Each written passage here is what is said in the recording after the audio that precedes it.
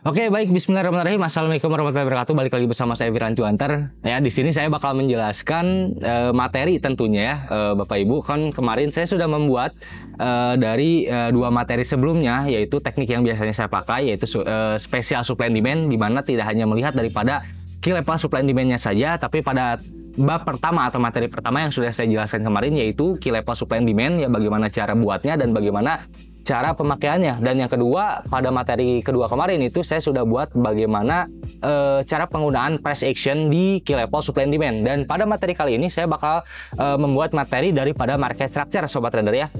Karena di special supply and demand yang saya racik ini, atau teknik yang saya racik ini, ada 3 parameter yang biasanya saya lihat, yaitu yang pertama key level supply and demand-nya, price action-nya, dan market structure-nya. Sekarang kita masuk kepada bab market structure-nya. Apa itu market structure? Market structure itu adalah struktur harga pada market ya, dimana struktur harga itu biasanya ada 3. Yang pertama ada struktur kenaikan, yang kedua ada struktur penurunan, dan yang ketiga ada struktur konsolidasi, seperti itu. Nah, di sini saya sudah ada chart ya, saya bakal menyontohkan ya ilustrasi ya.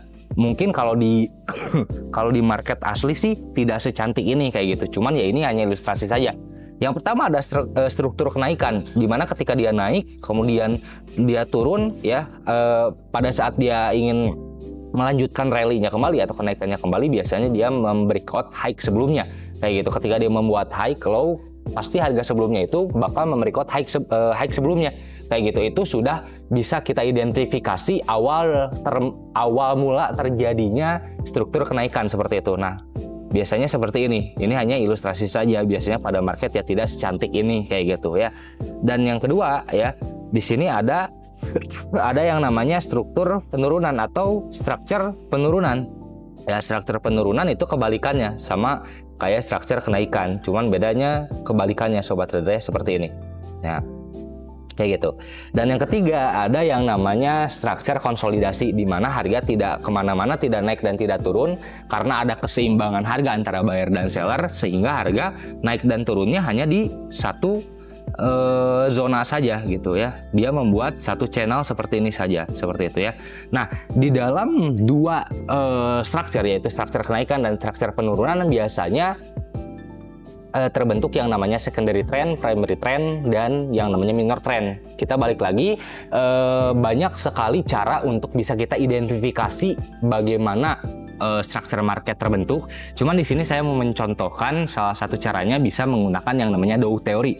Dow Theory ini adalah suatu metode untuk mengidentifikasi tren dan melihat dari 3 aspek. Yang pertama adalah adanya primary trend, yang kedua adanya secondary trend, yang ketiga adanya minor trend, seperti itu. Dan teori ini dikembangkan oleh Charles Dow ya, kalau nggak salah. Kalian bisa research lagi saja ya, itu pada tahun 1800-an kalau nggak salah ya.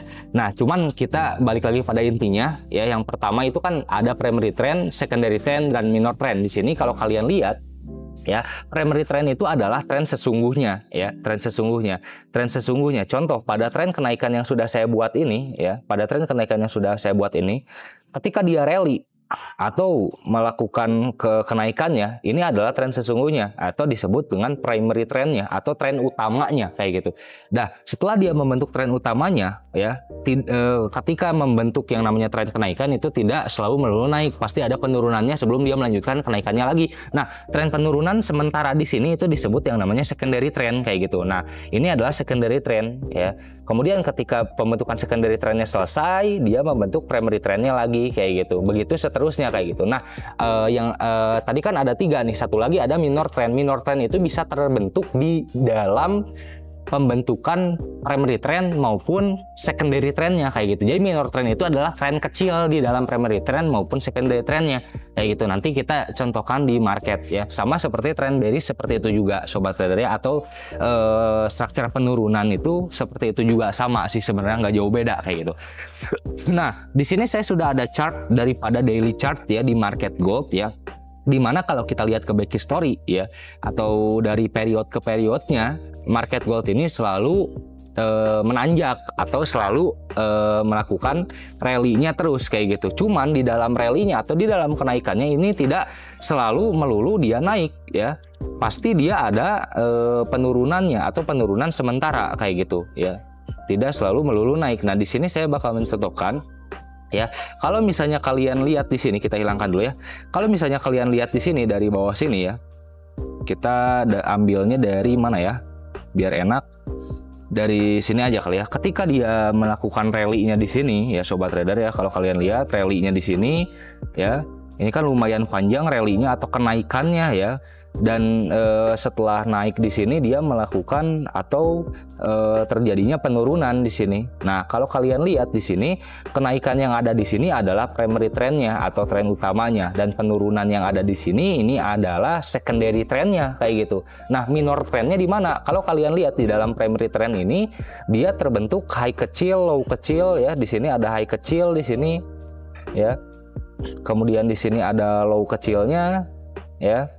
Kemudian di sini terbentuk high kecil ya di sini. Kemudian di sini membentuk low kecil ya. Di sini juga ada high kecil lagi terbentuk ya. Kemudian ada low kecil lagi, ini disebut minor trend atau tren kecilnya kayak gitu ya. Jadi sebenarnya mudah sekali ya kalau misalnya kita identifikasi structure market menggunakan prinsip Dow Theory ini kayak gitu.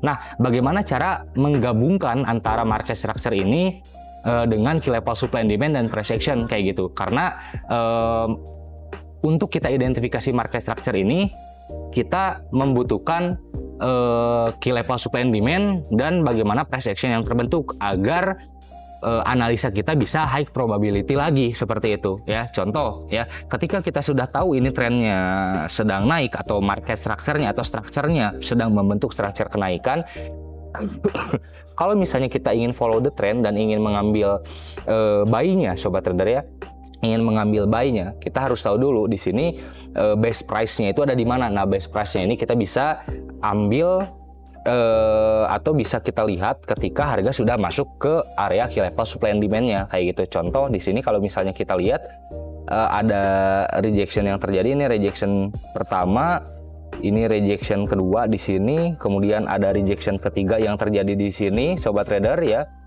Ada rejection ketiga yang terjadi di sini, kemudian ada rejection keempat yang terjadi di sini. Kan ini pada back history lumayan banyak terjadi rejection seperti itu. Nah, kita bisa tandai area tersebut itu adalah area ketahanan harganya atau area key level demand zone-nya kayak gitu. Kita bisa tandai dengan rectangle atau persegi ya sebagai zonanya kayak gitu. Nah, kalau misalnya kita lihat harga sudah menyentuh area tersebut ya, bisa dipastikan kemungkinan besar harga bakal lanjut naik lagi seperti itu ya.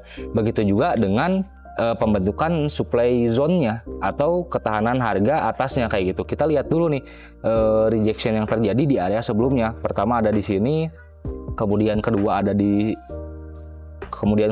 sini ya sobat trader ya, sebentar.